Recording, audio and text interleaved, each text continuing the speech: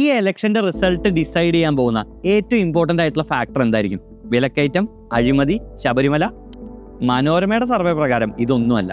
ഏറ്റവും ഗുരുതരമായ പ്രശ്നമായി സി വോട്ടർ അഭിപ്രായ സർവേയിൽ കണ്ടെത്തിയത് തൊഴിലില്ലായ്മയാണ്. ലേബർ ഫോഴ്സ് സർവേ പ്രകാരം ഇന്ന് കേരളത്തിലെ 1/3 യുവാക്കൾക്ക് തൊഴിലില്ല.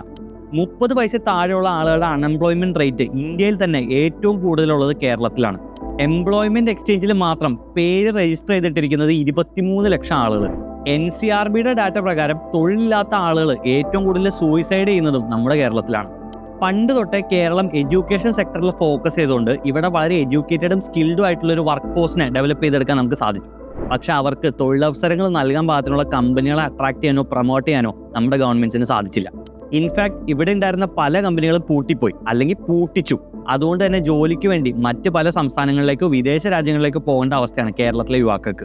നിങ്ങൾക്ക് എന്ത് തോന്നുന്നു? മനോരമ പറയുന്നത് പോലെ ഈ തൊഴിലില്ലായ്മ ആയിരിക്കുമോ ഇത്തവണത്തെ ഇലക്ഷനിലെ പ്രധാന വിഷയം?